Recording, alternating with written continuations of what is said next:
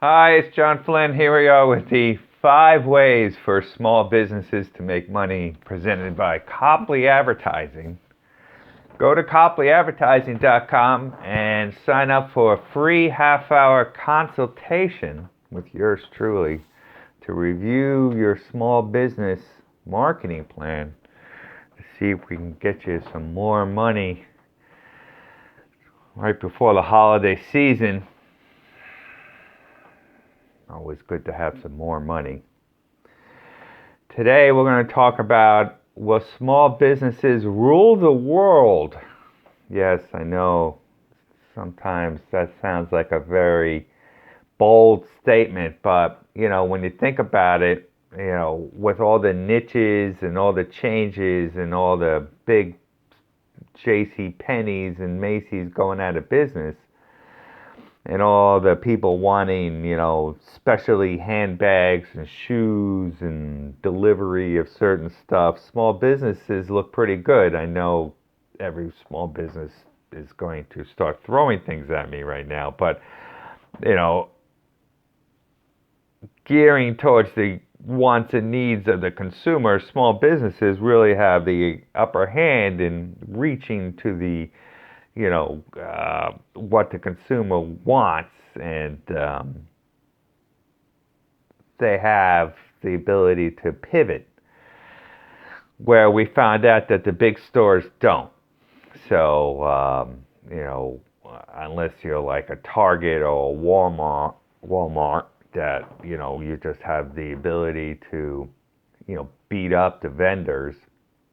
Walmart is renowned for just beating up its vendors to such a point where their margins are so small that they're able to make money off it, that then they're able to survive, because the consumer is looking for a bargain, and they come in and are very loyal to the brand. But in the sense that if the consumer is looking for something, not necessarily a discount item, but something a little more specialty, then they go shopping something else. One of my favorite examples is Best Buy. Best Buy, who we all gave up for dead back in the day because they were being silly and were selling movies and DVDs and all kinds of silly stuff. Then they just came inches away from bankruptcy, and then pulled back, and then found that, as that sector does, that televisions were really the driver, in a sense, of the profit center of that sector, and pulled back to TVs, and now are successful in selling televisions.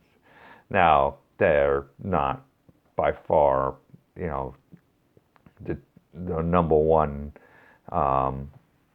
exclusive market for televisions. The discount market from TVs is still pretty high, but on the other hand, in this, if you're looking for a mid-price television, Best Buy is still becoming a stronger and stronger player, and it's already a stronger player in that marketplace. So there's an example of a larger retailer pulling back, finding its niche, and then moving forward in it. So, but there's much more, there's much more. There's more. There's other examples of how micro retailers are finding their place in the world, and then doing really well, because certain lessons that people are learning is that less is more. You don't have to go out and announce your, with the tools we have in internet marketing and sales. You don't have to go out and buy 100 million square feet store, because you could make the showroom can be placed online, to a certain extent, and there's certain tools that you could use in order to make the consumer get the convenience that they want. Necessarily, they don't have to travel to come to you. They could either go online or find some other way to see the product or interface with it in a sufficient way where it satisfies what they need pre-purchase. So those kind of tricks of the trade are becoming more and more available, and thus helping small businesses participate in bigger marketplaces that they were not able to participate in, and successfully, because large businesses bring a lot of baggage with them when they are participating in a marketplace. One is horrible customer service. We all have been there. We all have gone to big box stores and experienced the horrific customer service. And then, small businesses offer that, great, follow up, either, God forbid, if you get a phone call from somebody asking how your purchase or experience went, that would be mind numbing from somebody, that you would probably tell your friends and neighbors that occurred, or an email, or a little follow up card or something would be tremendous. Those kind of things would be amazing. So to get that high end experience, from when you walked into the store, to a post purchase, is something that is rare, and what the luxury stores do very well. That's something that the big box stores or the large retailers cannot offer at all. So that's something that small businesses and niche businesses can offer at all. So especially if you walk in a store and say, if you walk into a store known for a certain niche and they don't have it, that particular niche, they can direct you in a sense internally of when that particular item would be available, and keep in contact with you until that item is available. That would enhance the retail journey, and that would be tremendous, because that would feel like you and your salesperson has gone on a hunt, almost a safari. So, so be it.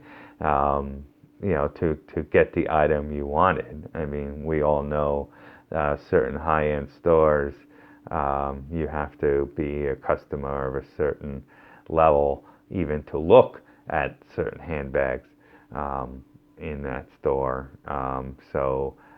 If someone can navigate you through that process, to get what you want, you would be greatly indebted to that. Now, the luxury brands don't have to do that, but if you have a high-end niche store and you're able to help somebody not on a equal level, but on somewhat of a similar level, then imagine the gratitude that would be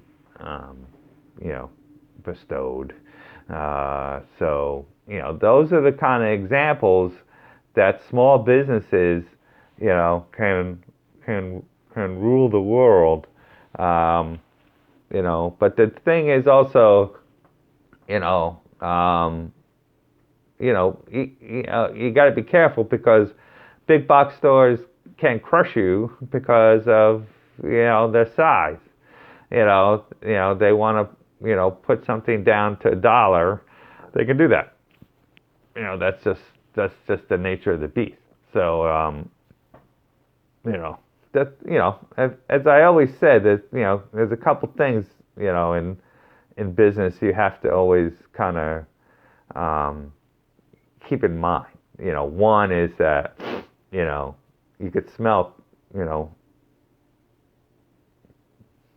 BS from a mile away.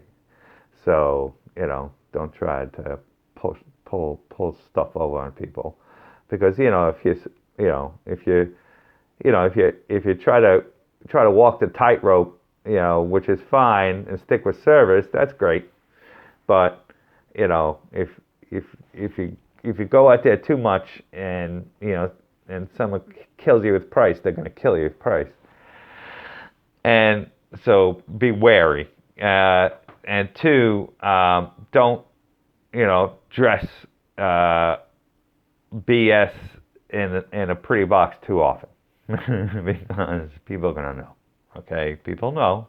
People know that it's BS in a pretty box. Yep. So be wary. All right, but small business have a lot of lot of leeway. So don't worry. It's John Flynn. Go to CopleyAdvertising.com. You can sign up for a free consultation, half hour. We could talk about stuff for your business. Make some money before the holidays. Thanks.